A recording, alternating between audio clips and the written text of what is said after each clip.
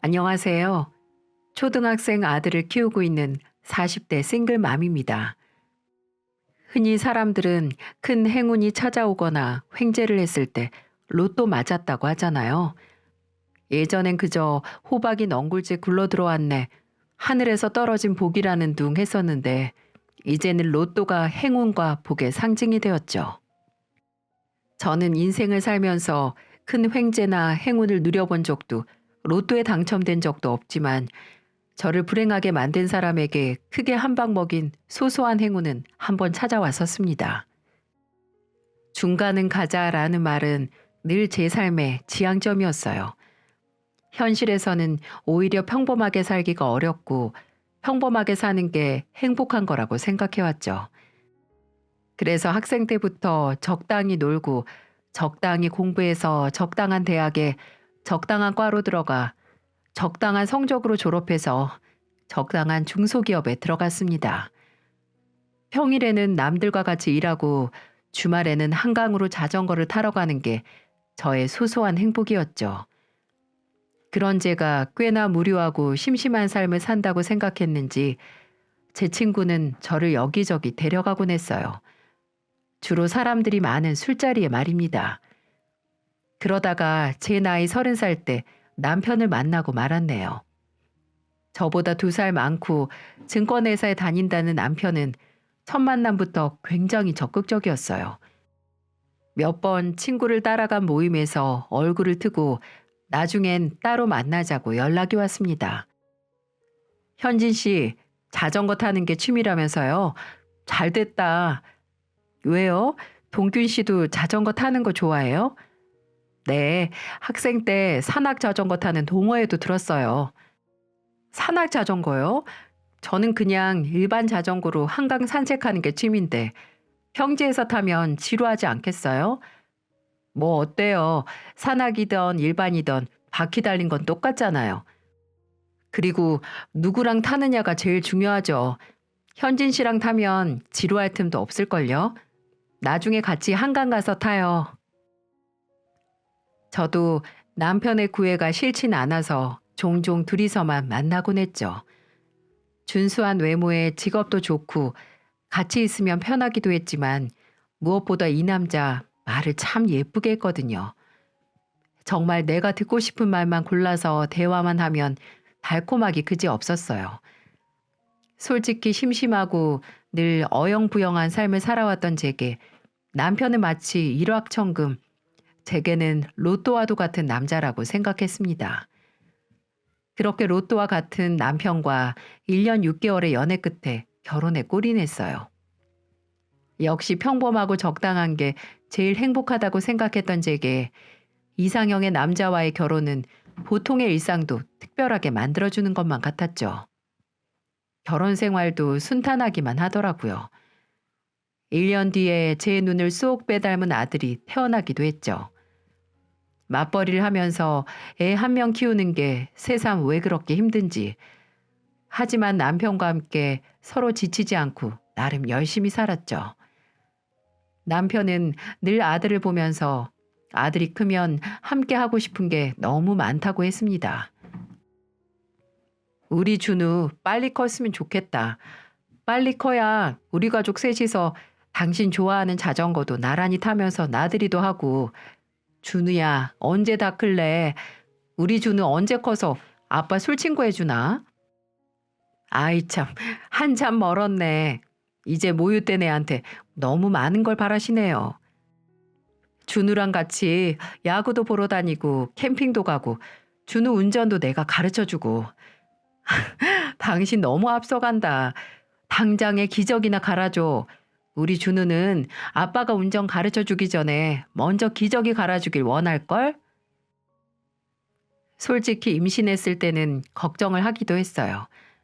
남편 외벌이만으로는 아이 낳고 빠듯할 것 같기도 하고 저도 계속 경제권을 놓고 싶지 않아서 아들을 낳고 나서도 복직을 하고 싶었거든요.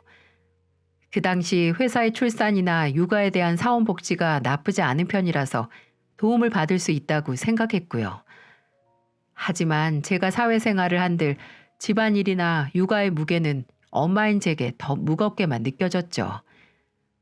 회사 생활을 하면서도 혹시나 독박 육아를 하진 않을까 지레 걱정을 했지만 다행히 남편은 절 실망시키지 않았어요. 다른 건 모르지만 참 결혼 잘했다 이런 생각이 들었답니다. 하지만 아이가 유치원에 들어갈 때쯤 남편이 회사 내에서 과장으로 승진을 하게 됐습니다. 너무 잘된 일이지만 회사에서 책임이 막중해진 만큼 하는 일도 늘어나 야근을 하거나 출장 가는 일이 많더군요. 심지어 남편은 과장이 된 만큼 개인의 역량을 늘려야겠다며 영어 학원에까지 다니기 시작했어요. 그리고 그만큼 제가 일하면서 아들을 홀로 돌보는 날들이 많아졌죠. 남편은 제게 미안해했지만 남편이 본인 일을 얼마나 좋아하고 열의가 있는지 알기에 앞에서 우는 소리도 할 수 없었습니다. 또 출장?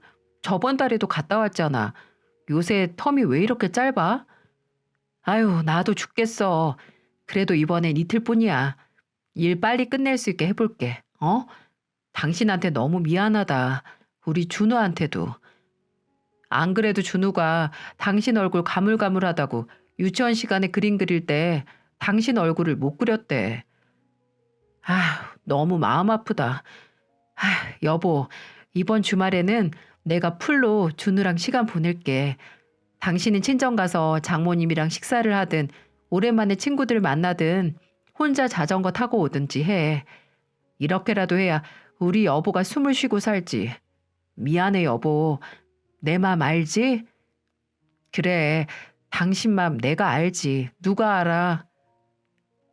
회사에서 일하고 집에 오면 아들과 씨름하고 집안일 하느라 몸이 힘들긴 했지만 남편도 제 딴엔 얼마나 노력을 하고 있는지 알기에 꾹 참고 버텼어요. 하지만 버틸 수 있다는 건 저의 착각이었는지 제 몸은 점점 망가지고야 말았죠. 관절도 안 좋아지고 스트레스성 위경련으로 응급실만 몇 번을 찾아갔네요.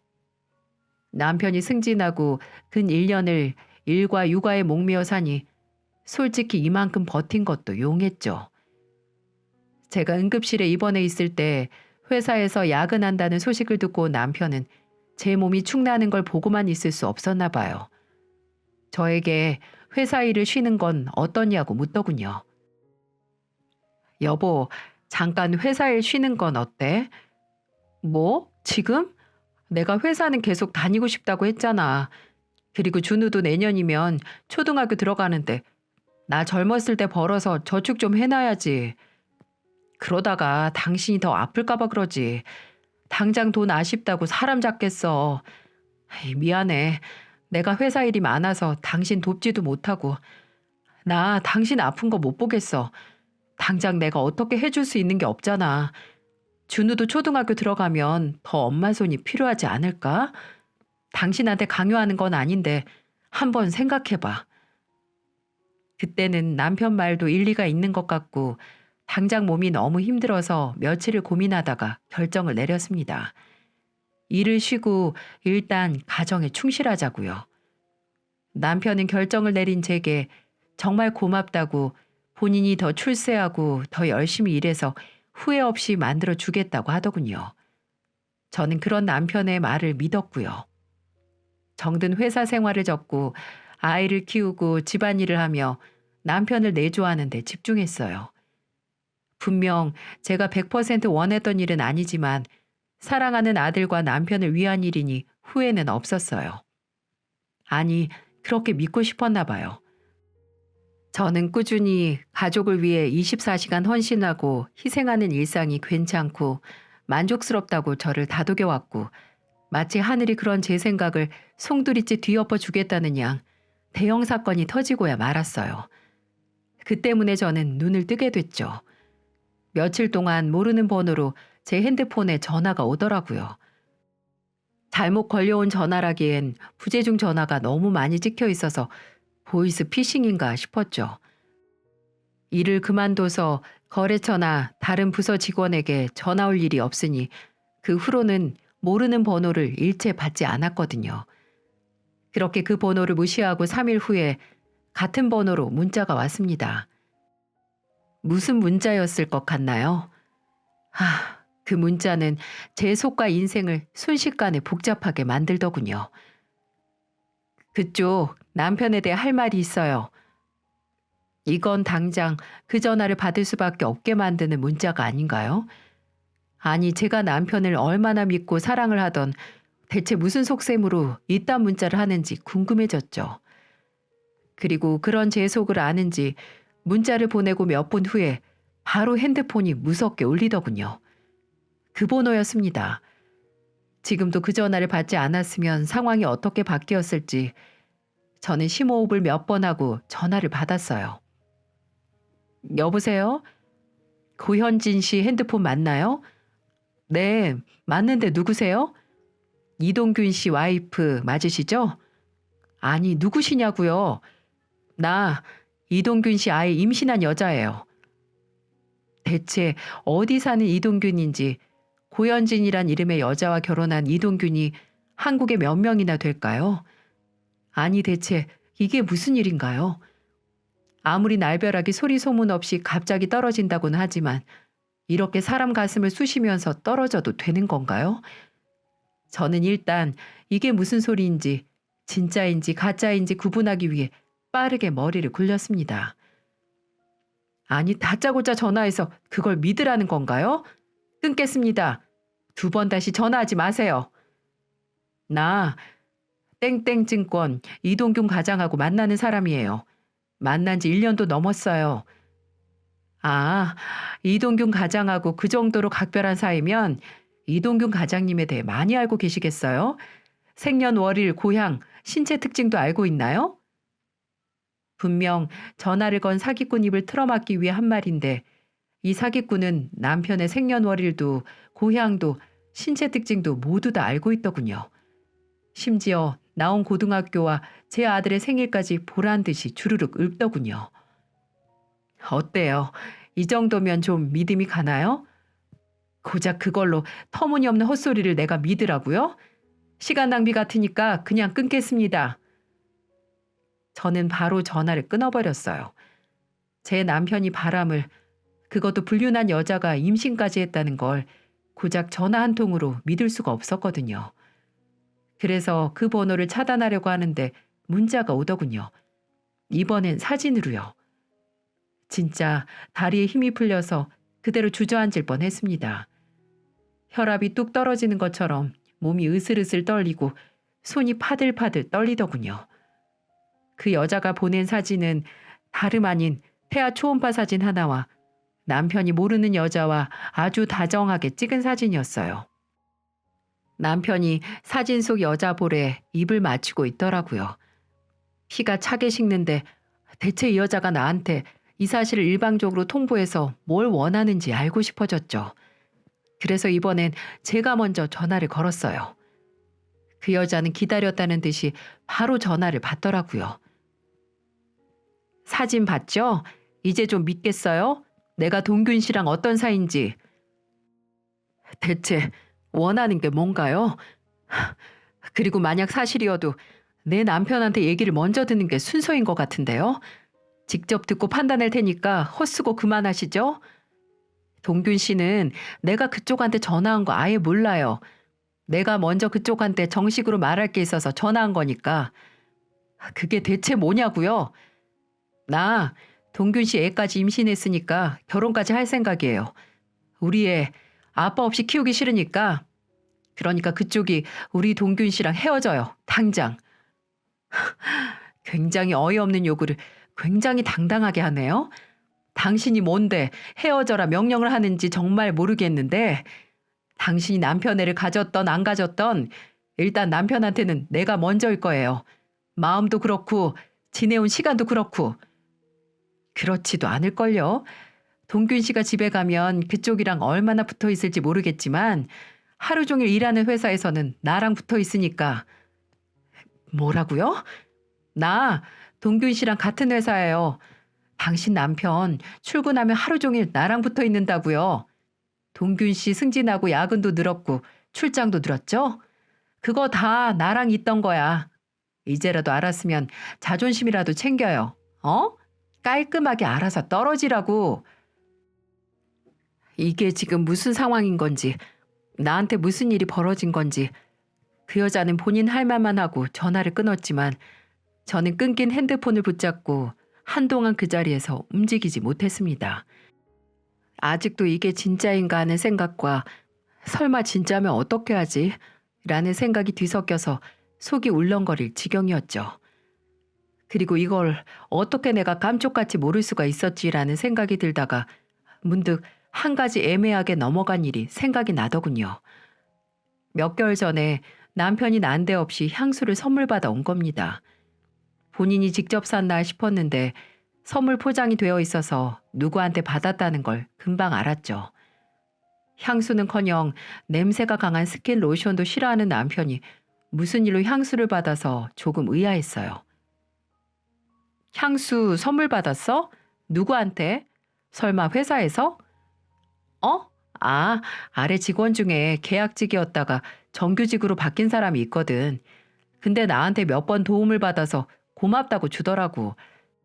정규직 된 게 내 덕분이라나? 아, 근데 하필 향수야? 진짜 당신을 모르나 보다. 평소에 일체 안 뿌리고 다니고 심지어 쓰는 로션도 무향이잖아. 이 김에 뿌리고 다니지 뭐. 기분 전환도 되고. 그때는 그냥 그런가 보다 하고 넘어갔는데 솔직히 조금 미심쩍기는 하더라고요. 근데 뭐라 묻기도 애매해서 마음속에 품었죠. 근데 이 전화를 받고 나니 그때 그 향수가 혹시 불륜 상대가 준 건 아닐까 하는 의심이 스멀스멀 피어났어요. 불륜 상대에게서 받은 향수를 매일 아침 내 앞에서 당당하게 뿌리고 다녔다니 제정신이 맞는 건가요?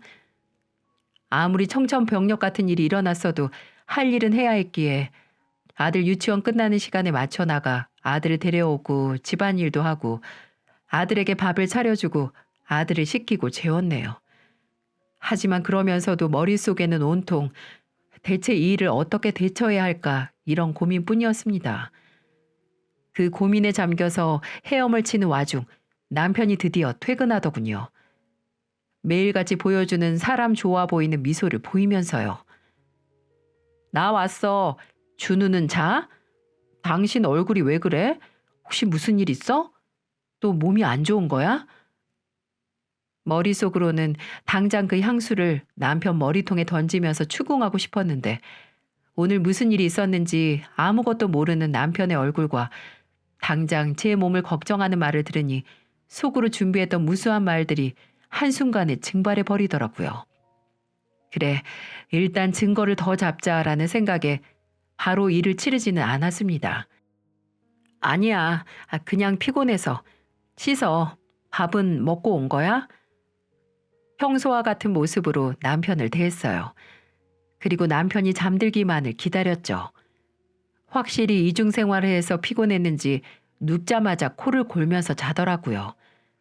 자고 있는 남편 손을 들어 조심스럽게 화면 지문을 찍어 남편 핸드폰 잠금 해제를 했어요. 판도라의 상자라고 하죠. 열면 주체할 수 없는 온갖 것들이 다 튀어나오고 그게 나오고 나면 열기 전으로는 되돌아갈 수 없는 남편의 핸드폰이 딱 그 짝이었습니다. 제게 전화했던 여자로 추정되는 상대방과 나눈 대화 메시지들, 찍은 사진을 공유하고 보고 싶다. 다음 주에는 아내에게 출장이라고 하겠다. 그때 어디 놀러 가자. 아내가 일 그만둬서 다행이다. 아내가 24시간 애 보니까 내가 애랑 놀아줄 시간 줄여서 자기 만난다. 등등. 진짜 끝이 없더라고요. 무슨 배짱으로 이런 걸 지우지도 않고 집에 들어오는 건지 간이 엄청나게 큰 인간이라는 걸 새삼 깨달았네요. 아니면 멍청하던가요. 지금까지 그토록 다정한 모습도 다 거짓이고 제게 일을 그만두라고 했던 것도 저를 걱정한 게 아니라 제가 아이를 보면 본인은 마음 놓고 불륜한 시간이 늘어나서라니. 로또에 당첨된 줄 알았는데 꽝도 이런 꽝이 또 없었네요. 이제 주저함도 고민도 없었습니다. 저는 바로 남편과의 이혼을 결심했어요. 그날 코를 고는 남편 옆에서 뜬 눈으로 밤을 새고 결정했어요. 다음 날 아침 일단 웃는 얼굴로 출근하는 남편을 배웅하고 아들은 유치원이 끝난 후에 가까이에 사는 친정에 맡겼죠. 그리고 이제는 거의 다 써가는 문제의 향수를 들고 퇴근할 남편을 기다렸습니다.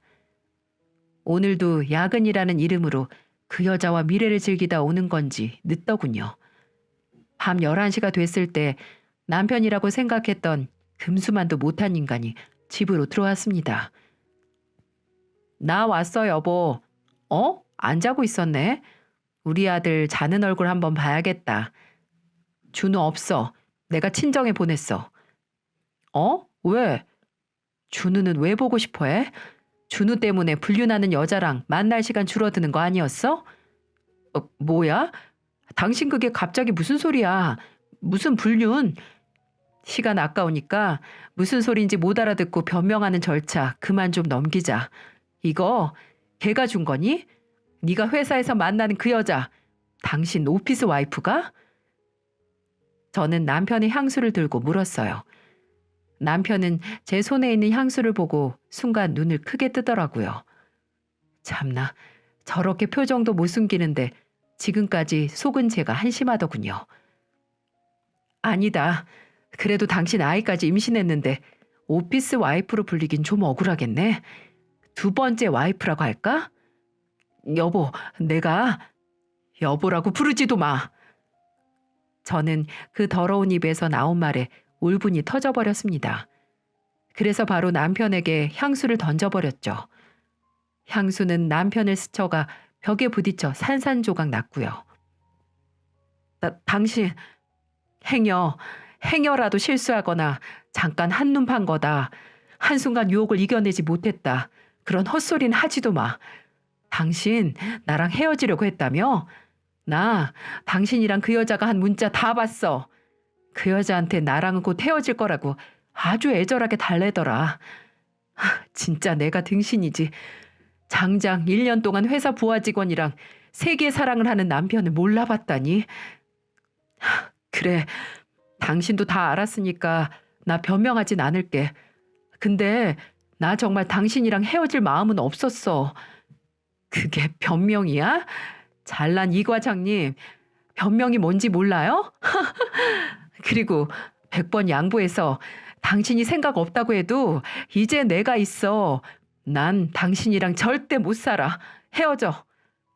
여보, 이게 그렇게 갑자기 내릴 결정이야? 갑자기는 무슨 갑자기야. 1년 동안 다른 여자랑 만나고 임신까지 시켰으면서 더 이상 서로 시간 낭비하지 말자. 준우는 내가 키워. 준우 양육권은 단독으로 내가 가져올 거야. 그 여자가 본인 애랑 준우 같이 키우는 꼴 나 못 봐. 그리고 이 집도 내가 가져갈 거야. 당신이 감언이설로 꼬여서 회사도 그만뒀는데 유치원 다니는 아들하고 바닥에 놔앉을 순 없지. 그래, 준우는 당신이 데려가. 근데 집은 못 줘. 이혼하자는 거 당신이야. 난 이혼 생각 없었어. 먼저 헤어지자고 나온 주제 집을 가져가겠다고? 말도 안 되는 소리 하지도 마. 아, 그렇게 나오시겠다? 그럼 마음대로 한번 해봐. 근데 당신 이 집 못 가져갈걸? 당신 여자친구가 설레발 치는 바람에 나는 그 여자 임신 초음파 사진부터 증거가 많거든. 어쩌나 사랑하는 연인이 너무 나대서. 준우랑 난 친정에 갈게. 저 더러운 향수 냄새 진동하는 집에 있고 싶지도 않네. 내일 바로 변호사 찾아가서 소송 걸 테니까 달콤한 연애하면서 어디 잘해봐. 그 말을 끝으로 저는 준비했던 여행 가방 2개를 들고 집을 나왔습니다. 이렇게 정말 로또와 같은 행운인 줄만 알았던 남자와 헤어지게 됐습니다. 어쩌면 지금까지 남편의 달콤한 말들에 저 자신도 남편이 진짜 어떤 인간인지 모른 척 해온 걸지도 몰라요. 순간의 달콤함에 빠져서 본질을 못 봤던 거죠. 저는 일단 변호사부터 알아보고 바로 본격적인 이혼 소송에 들어갔습니다. 그 여자 말대로 순순히 먼저 이혼은 해주었지만 그 두 사람이 편안하고 행복한 꼴은 도저히 못 보겠거든요. 이제 전 남편이 된 그 인간에게는 이혼 소송을 통해 위자료와 재산 분할을 신청했고 그 여자에게는 상간녀 손해배상 청구를 했죠. 그 여자가 제게 한 전화 목록과 보낸 사진들, 그리고 남편 핸드폰에서 수집했던 증거들을 모두 변호사에게 넘겼네요. 정말 긴 시간 동안 진행됐습니다. 변호사는 기본 6개월은 소요된다고 제게 경고하긴 했지만 이게 마냥 기분 좋고 마음 편한 소송도 아니고 3개월 정도 지나니까 좀 심적으로 지치더라고요. 그동안 저도 다시 일을 찾아보기도 했고요. 일을 오래 쉬기도 했고 나이도 들어서 회사로 복직은 불가능했고 비슷한 사무직도 힘들 것 같더군요. 그때 친정어머니 지인분께서 제게 로또 판매점 신청을 권유하시더라고요. 이혼을 하고 한부모 가정이 되면 차상위 계층으로 우선 계약 대상자가 된다고요. 잘 되는 지점은 정말 로또에 당첨될 정도로 행운이라고 하니까 솔깃하긴 했지만 그만큼 되기 어렵다는 거니 고민이 되더라고요. 하지만 믿자야 본전이라고 일단 당장의 전 남편과의 이혼 소송이 끝나는 대로 신청하려고 했어요.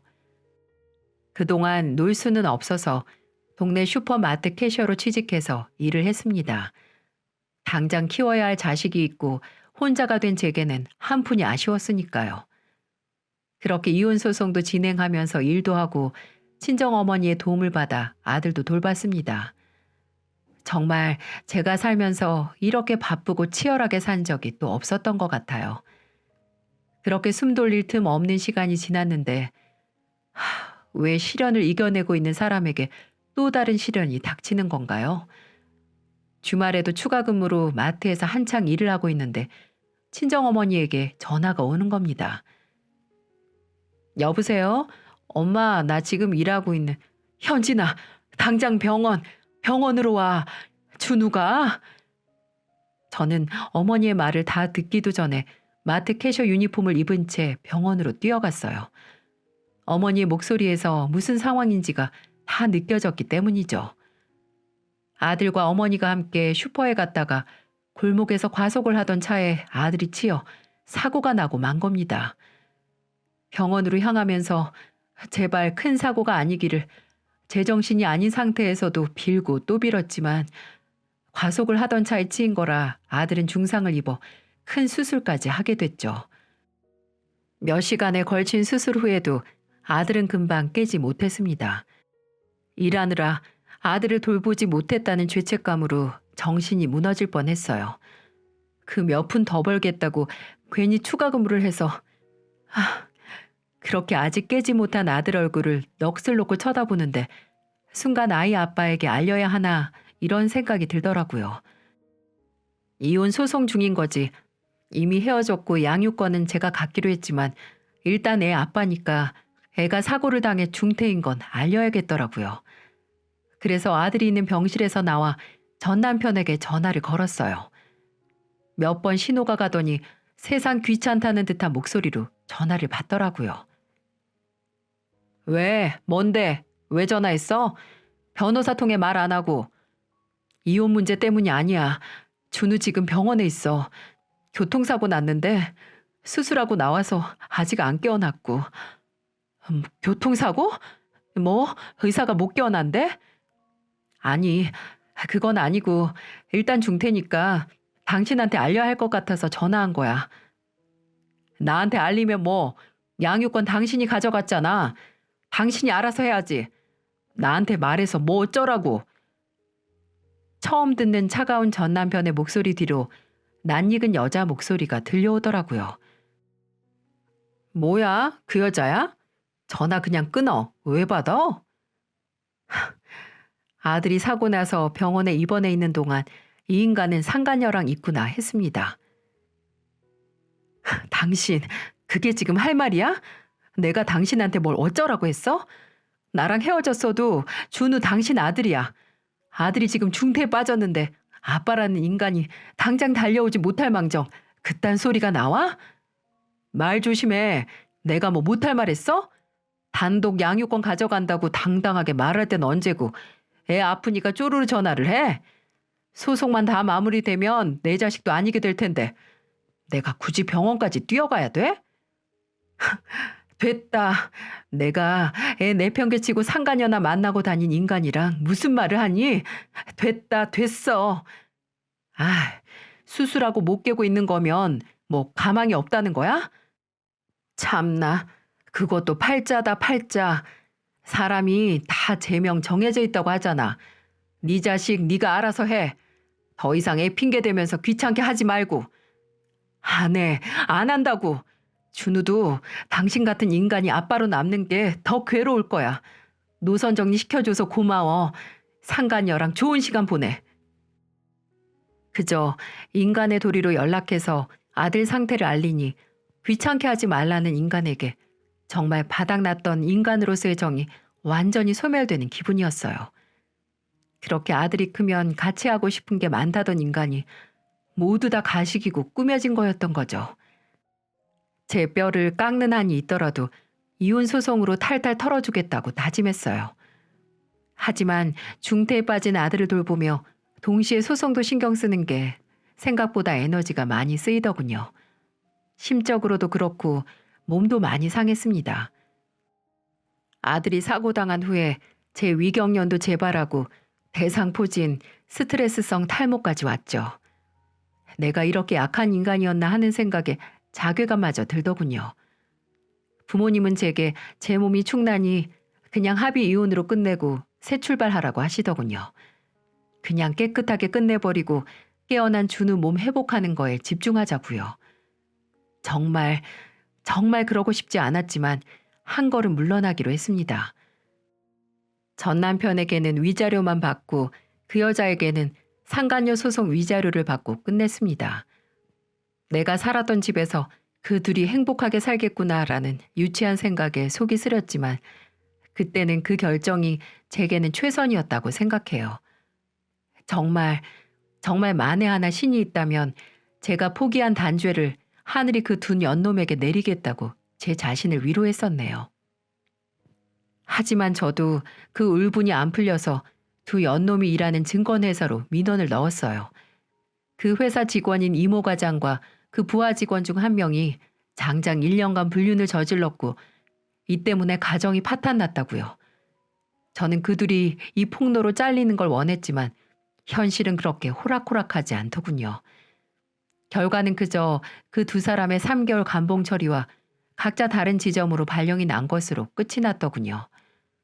원하던 결말은 아니었지만 그저 폭로가 받아들여져서 조치가 취해져 그 둘의 일자리가 갈라졌다는 것에 의미를 두었어요.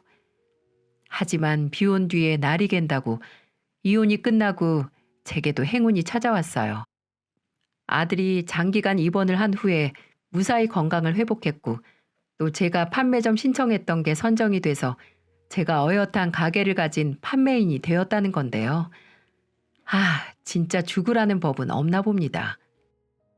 받은 위자료 보태서 겨우 아들과 둘이 살 전셋집 얻고 앞으로 살 길이 좀 막막했는데 제게도 꽃길까진 아니어도 푹신한 잔디밭길이 펼쳐진 거죠.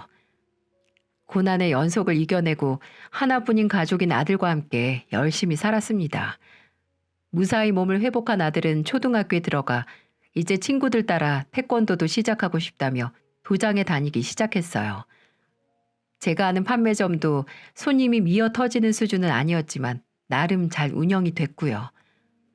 혼자서 아이를 키우는 것도 그렇고 일하는 것도 그렇고 몸이 남아나질 않을 정도로 바빴지만 오히려 그래서 과거의 나쁜 기억들이 싹 날아가 버렸어요.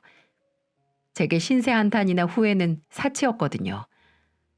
그렇게 3년이 지나 저의 상처도 다 아물고 아들도 아빠의 부재를 나름대로 받아들였을 때 초대하지도 않은 불청객이 찾아왔더군요.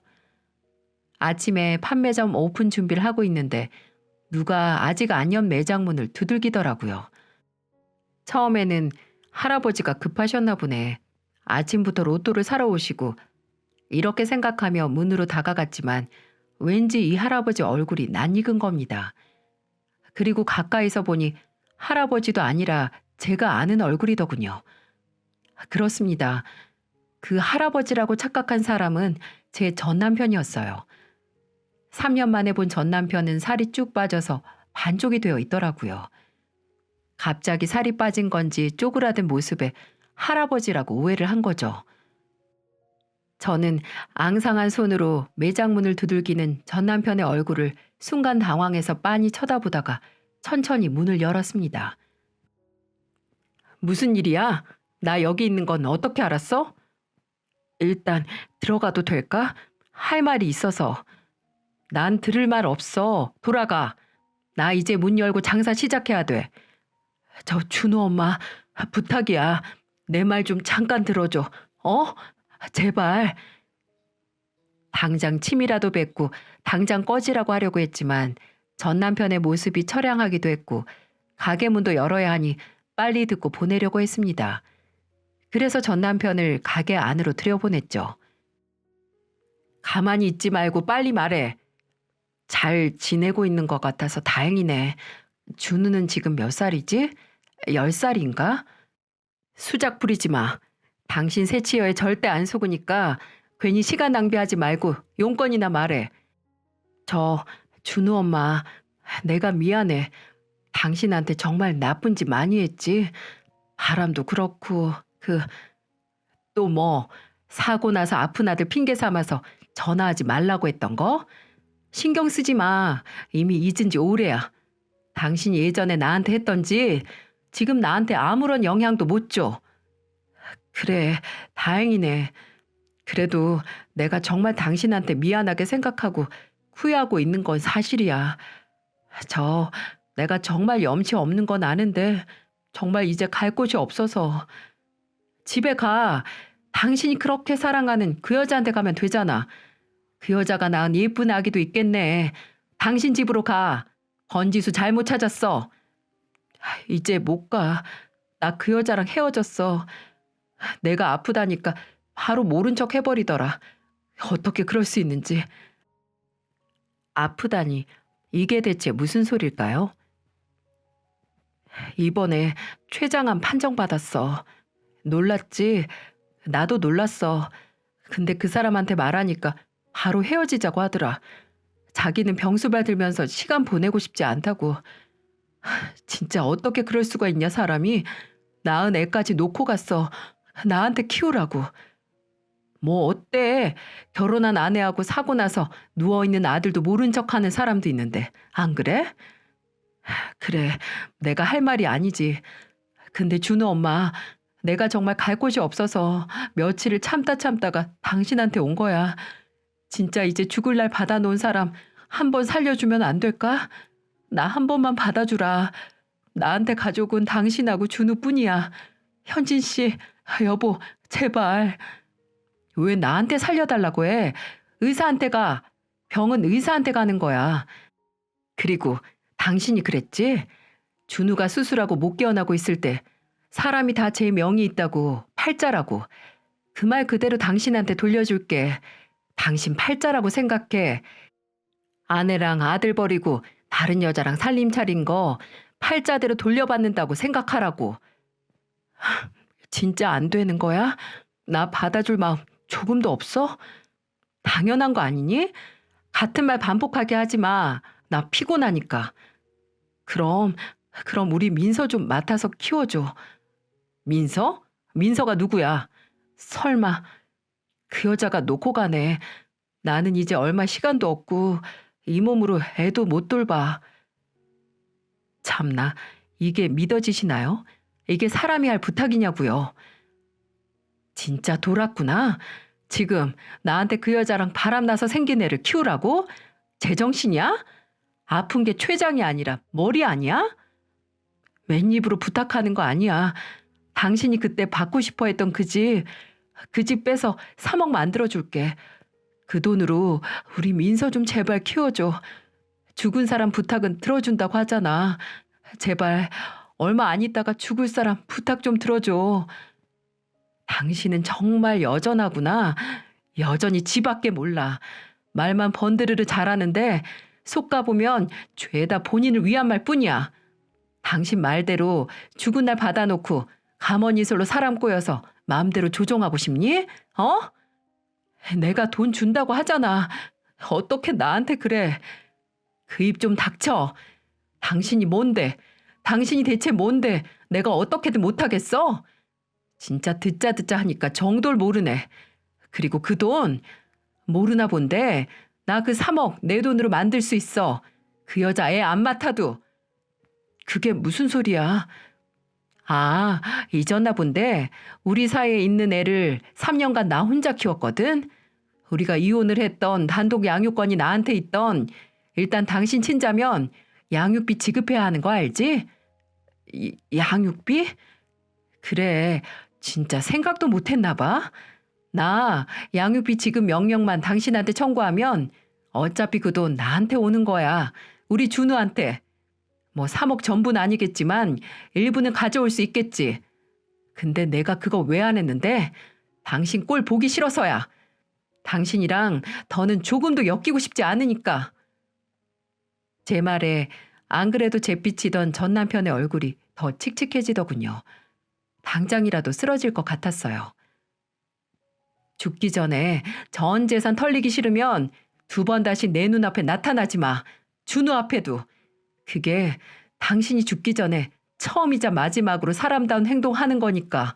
알아들었어? 전 남편은 제 고함에 눈물을 뚝뚝 흘리더니 끝내 비틀거리며 가게를 나갔습니다.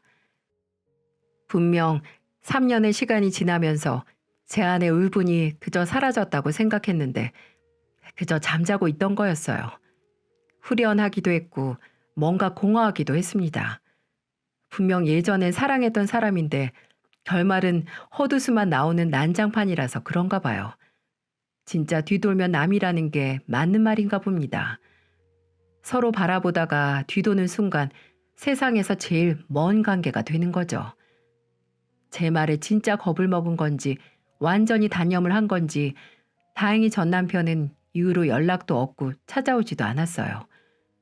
어쩌면 전 남편을 로또 취급하고 그저 다른 사람에게서 행운을 찾으려고 한 게 제 불찰도 있다는 생각이 들었어요. 그냥 저 스스로의 힘으로 제 안에서 행운을 찾고 행복을 찾았어야 하는데 말입니다. 확실한 교훈을 얻었으니 앞으로는 이런 대형 사건은 절대 터지지 않겠죠. 저는 저 스스로 로또가 되는 그런 사람이 되어서 아들과 함께 행운이 넘치는 인생을 살려고 하고 있습니다. 제 이야기를 끝까지 들어주신 여러분에게도 늘 행운이 따라오길 바라고 앞으로 저와 아들의 앞날을 따뜻하게 응원해 주시길 바랍니다. 지금까지 함께 해주셔서 감사합니다.